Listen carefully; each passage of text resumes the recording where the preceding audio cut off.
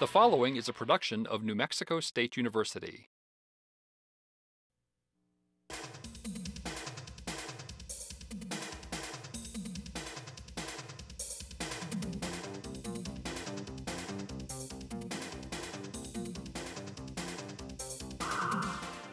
Food is the fuel for human accomplishment. Ancient links between humans and plants began about 10,000 years ago and continue today.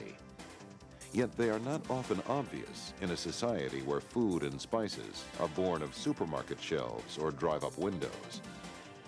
Did potatoes come from Idaho or from ancient civilizations of the South American Andes? Did corn come from the American Midwest or from ancient grass-like plants of the Mexican highlands? Did chili peppers come from Texas, or does their heritage lie in southern tropical rainforests?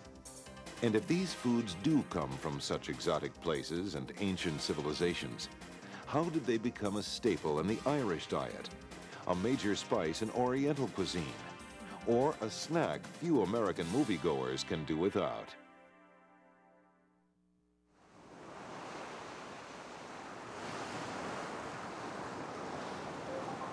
Since that fateful day Spanish explorers first set foot in the Americas, time has proven their lasting treasures were not the gold and silver guarded in heavy chests, quickly consumed by governments and greed. Rather, New World plants became the enduring treasures, the benevolent conquerors of civilizations around the globe. While many of these green gold treasures remain highly prized, tomatoes, peanuts, cocoa, and many beans, 3 New World plants have had enormous influences throughout the world. Corn and potatoes have helped feed the world's massive populations, while chili peppers spice cuisines from New Orleans to the United States Capitol. Today, however, the wild and weedy ancestors of these plants and the fragile ecosystems that support them are in severe jeopardy.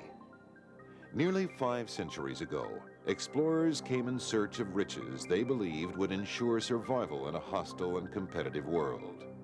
500 years later, New World explorers continue the search, this time, however, not to plunder, but to preserve.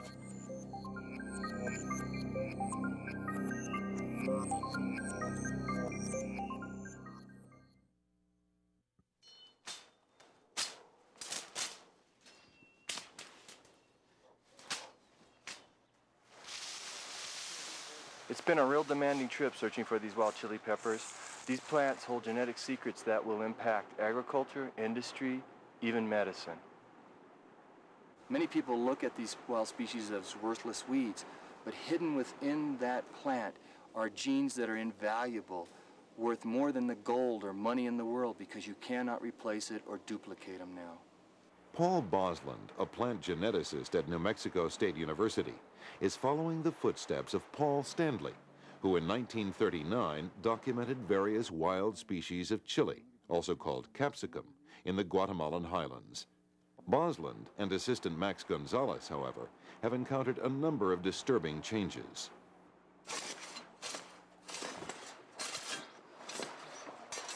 One of the frustrations we found following Stanley's expedition through Guatemala is that agriculture has expanded and the native vegetation really no longer exists in the spots that Paul Stanley was at. And what we have is other kinds of farming, and the wild capsicum species cannot survive under those conditions. What we see here is the population growing, people trying to exist and trying to grow agricultural crops. And what they've done is displace the natural vegetation for the maize, the sweet potato, and are growing that on the hillsides you see behind us.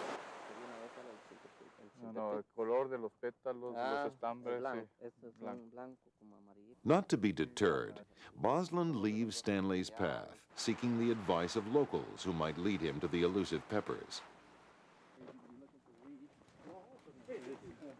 At this agricultural plantation, Bosland hopes to find isolated pockets of wild flora in the surrounding brush.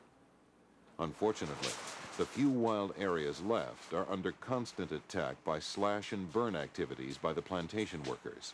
One of the unfortunate aspects of these wild species is that they are weeds. They have no economic value, commercial value for local people to use. In a sense, they try to eradicate it.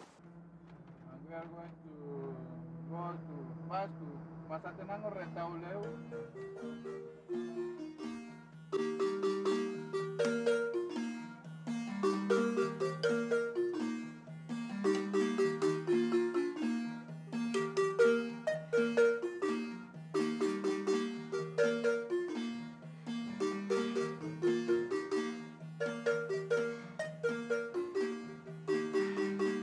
As a last resort, Boslin searches local marketplaces, attempting to find the valuable genetic treasure of the wild chili peppers.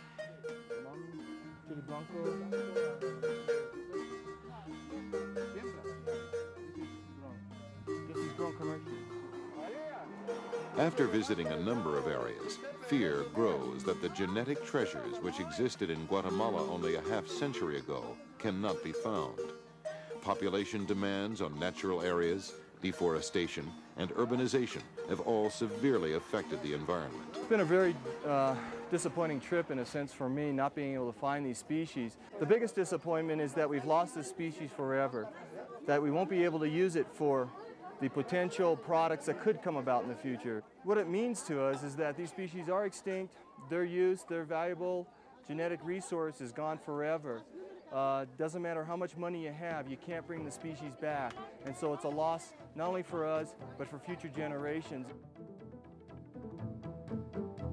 Sally McKenzie, a molecular geneticist at Purdue University, is worried.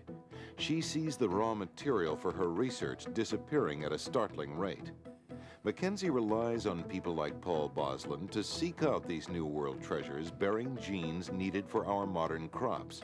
Without this genetic variability, or germplasm as scientists call it, the future of the world's food supply looks bleak. Well, right now, our diversity is all that we've got available for developing new varieties. So in essence, if we lose the genetic diversity we have for any one crop, then our plant breeding efforts, in many respects, come to a halt. The concern is real when one considers that of approximately 20,000 plants with edible or usable parts available on Earth, humans have only domesticated a mere 100, and only 22 of these are major crops that feed the world. Since the dawn of agriculture, humans have manipulated plants to alter the way they look, how much they produce, and their resistance to insects or diseases. Ancient Mayan farmers saved seed from plants with desirable traits, while contemporary plant geneticists identify specific traits and transfer them from one plant to another. But when the range of traits chosen becomes increasingly narrow, when genetically diverse varieties are replaced with varieties that are extremely similar, and when the environments that support the wild relatives of our crops are destroyed, the process of putting affordable food on the table breaks down. Dr. Hugh Iltis is no stranger to this narrowing of genetic diversity in the environment. As curator of the plant herbarium at the University of Wisconsin and expert on the origins of corn, he spent much of his life searching for New World treasures in the mountains, jungles, and traditional farmers' fields of the Americas. There are many areas in the world that have enormous diversity of cultivated plant germplasm. For example, central Mexico, western Mexico, where I work in the Sierra de Manantlan, in that general area there are 35 races of corn, quite distinctive ones. They have different physical attributes. Or in Peru, in the mountains of Peru, there are as many as 60 or 70 named cultivated varieties that the people grow. And if you substitute for all this diversity one or two cultivated strains that are very high yielding under optimum conditions, you wipe out all this genetic diversity that partly nature and partly human selection over the last 5,000–6,000 years has put there. My feeling is one of real concern about germplasm. I'm most concerned that we have lost the genetic diversity that we had available by deforestation, by destruction of many of our natural habitats, and by doing that, we have seriously cut ourselves short, and particularly our children, because essentially the problem will only worsen. When you're looking at genetic diversity, we have enough genetic diversity for the varieties that we're developing right now, but what happens in the future as our germplasm base becomes narrower and narrower? University-based scientists aren't the only ones asking this question. It also concerns researchers at many international agricultural institutes, such as the International Maize and Wheat Improvement Center, known as CIMMYT, located in Mexico. These institutes help developing countries improve agricultural productivity. Their scientists ponder the future of genetic resources needed to develop plant varieties that require less water or chemicals. That's one reason CIMMYT maintains one of the largest seed banks in the world, containing over 11,000 genetically different types of corn. The research here has helped reduce world hunger.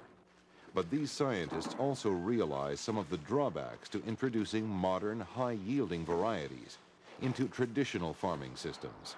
When we introduce varieties that we think will be higher producing, what happens is, because in fact they are higher producing, every grower in a developing country wants to grow the materials we provide, and we essentially replace the genetic diversity that was originally there with what we have provided, which is a much narrower germplasm base.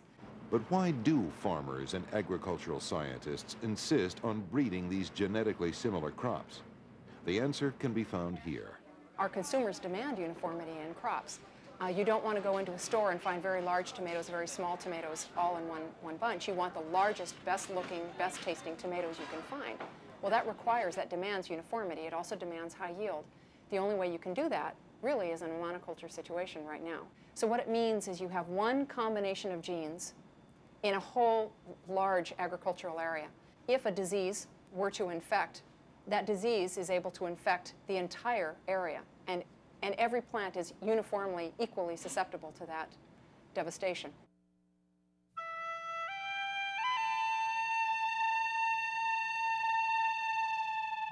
The Maya.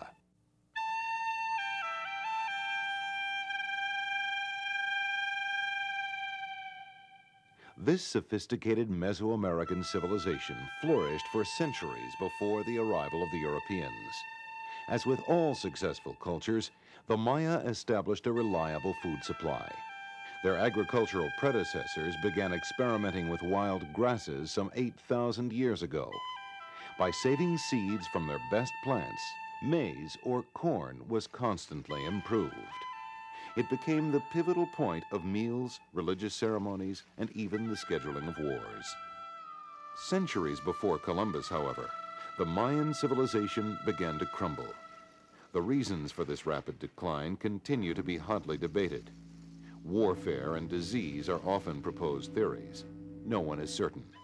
But some anthropologists believe that genetic erosion of the corn crop helped topple this powerful ancient empire.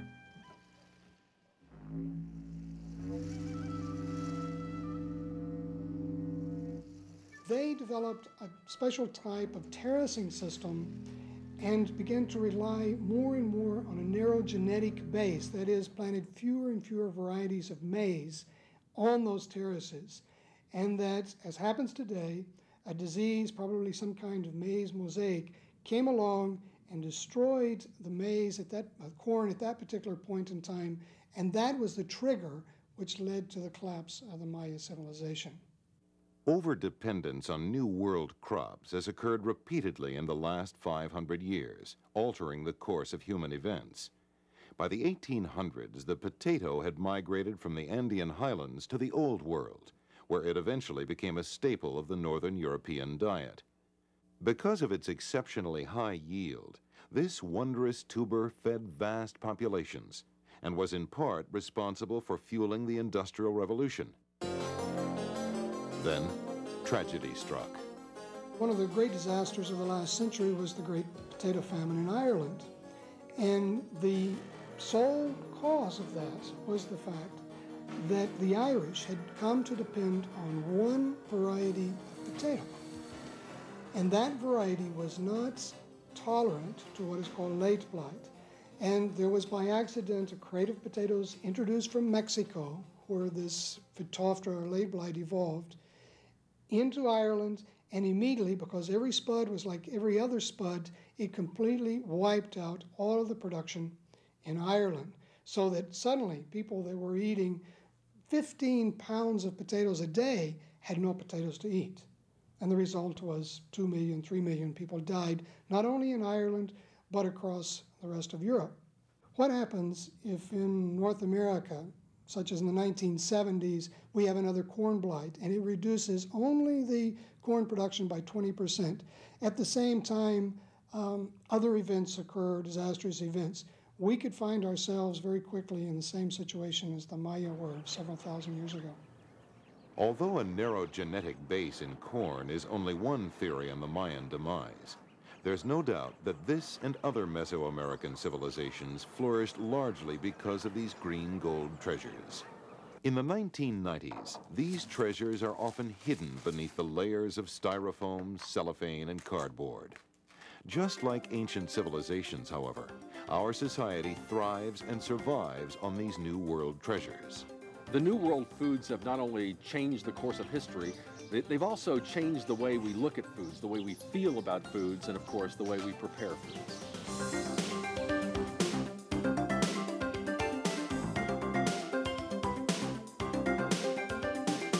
Potatoes are the world's most popular vegetable, and in the United States alone, 120 pounds per person are consumed every year. Potato chips top the snack food popularity charts, and frozen French fries are the #1 frozen vegetable in the world. Corn, potatoes, and chili hide in many processed foods. Just check the label. About half the nation's sweeteners come from corn, and potato-based additives make soups, sauces, and dairy products creamy. Chili is a commonly used natural red food coloring. Salsa has dethroned ketchup as the #1 condiment. Chili is going to become a very important part of the American diet, not only in the Southwest, but here also on the East Coast. New York is a very sophisticated, they're very adventurous, and when you give them something good and you give them all these chilies to try, they have a great variety of flavors and they love it.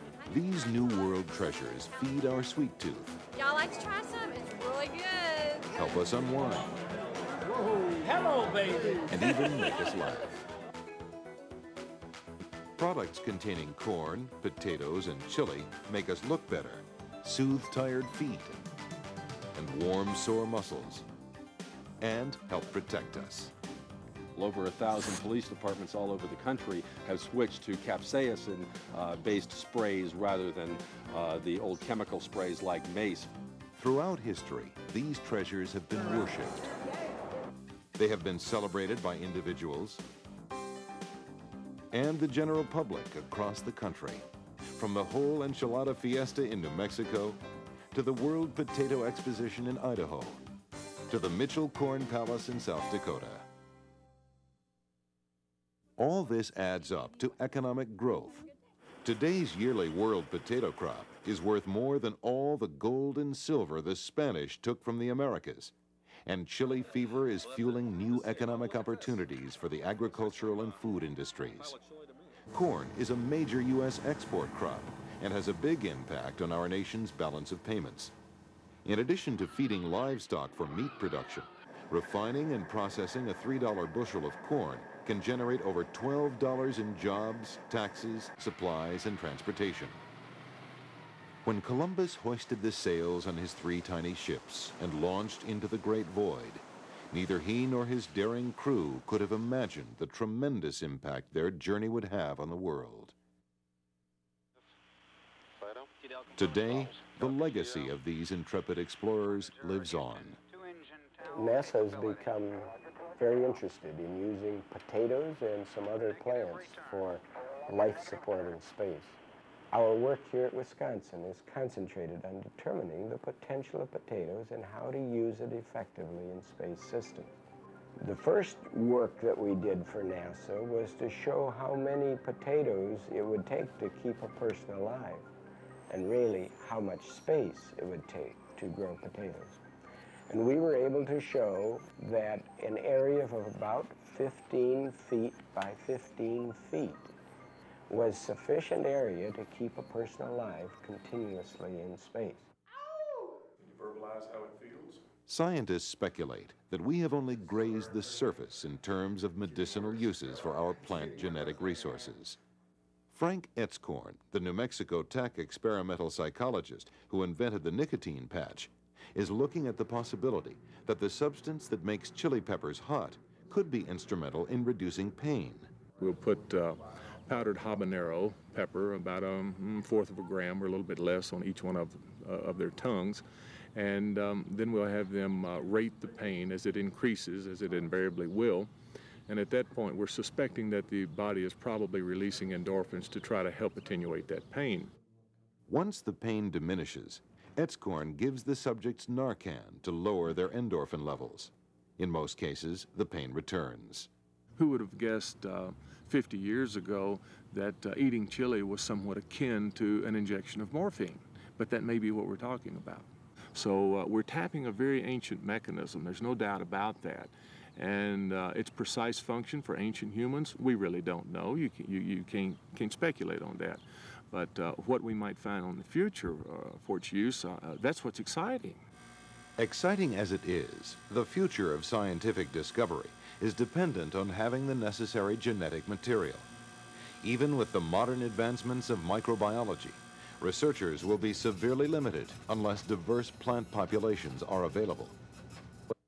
Here, in a remote Arizona canyon, efforts to preserve such genetic treasures have already begun. Working with the nonprofit seed saver organization, Native Seed Search, Kevin Dahl maintains what is thought to be the only designated wild chili preserve in the United States. In this protected area, the wild chili plants are preserved in their natural state so they can continue to develop genetic resistance to new diseases, insects, and environmental stresses. This is the wild chiltepine plant here in the Wild Chili Reserve. We're preserving it in site. Now, of course, we've also collected seeds and have it in our seed bank and their frozen high-tech storage. But preserving the population intact where it's been growing for centuries gives us both a better protection that it will be preserved, but also a lot more information about how it interacts with the plants and animals around it. In every little canyon around here, different populations of these wild chilies have different genetic characteristics. People come to the Sonoran Desert and see, in some cases, a wasteland, but when I look at the Sonoran Desert, I see a treasure house of genetic material. Faced with alarming threats to genetic diversity, national and international scientific organizations are developing preservation systems involving a variety of storage techniques and sites. Garrison Wilkes, University of Massachusetts botanist, has seen some encouraging developments internationally, especially with preserving a wild relative of corn called teosinte. And I think in some parts of the developing world, there will be a willingness, and I've already seen it in Guatemala, to save teosinte, the case in point being teosinte, because it's something that was uniquely theirs in the whole world. Francisco Vasquez, an agricultural specialist in Guatemala, makes special note of the wild relatives of New World treasures, especially teosinte, which he finds in his country. This is an endangered species, so we should rescue this species, keeping some seeds in some gene banks. Secondly, we should try to conserve this species in its natural conditions. In the United States, genetic resources are gathered, cataloged, and preserved at many different levels. At the most basic level, private seed-saving organizations are preserving heirloom and traditional seeds shared within families or Native American tribes. We started trying to find other people who were also maintaining heirloom varieties and have gradually linked them together into a network. Various state and regional storage facilities maintain working collections and short-term storage for specific crops. Multiple locations minimize losses if one facility is destroyed. Genetic resources are also maintained at the National Seed Storage Laboratory in Fort Collins, Colorado. Plant collectors will go out and they'll collect this material.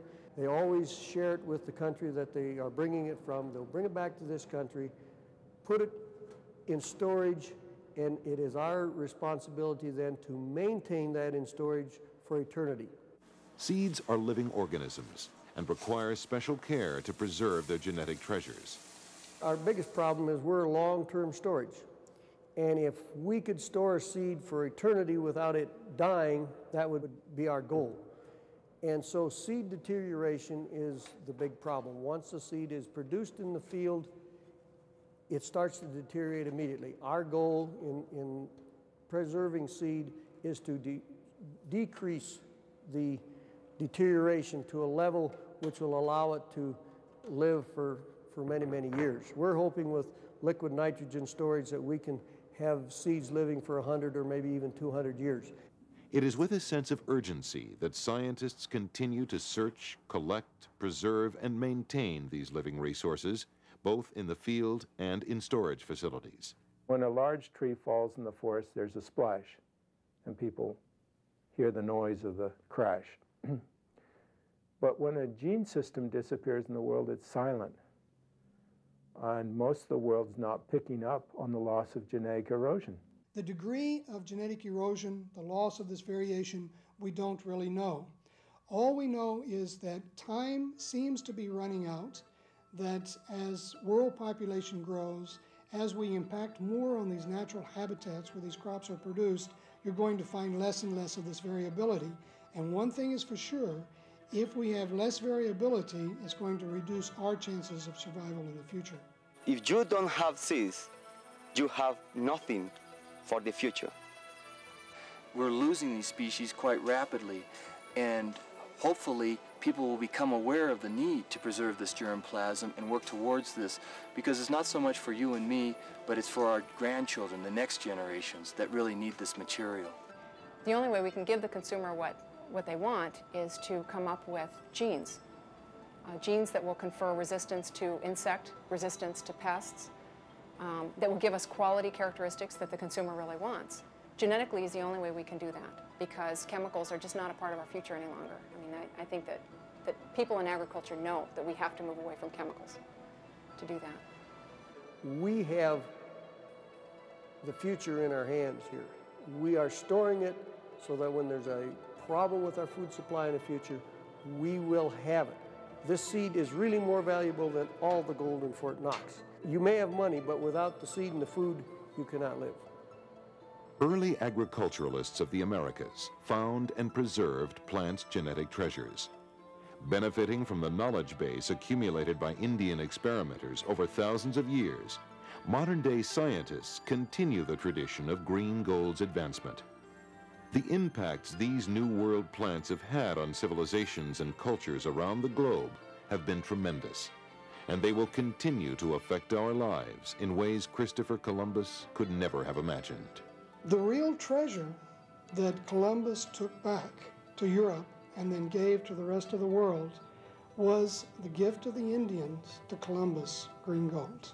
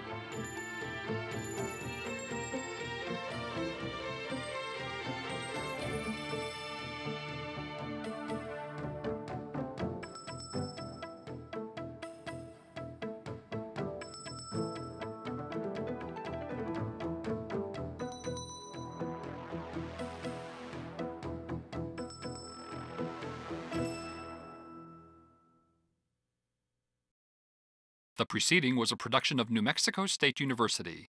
The views and opinions in this program are those of the author and do not necessarily represent the views and opinions of the NMSU Board of Regents.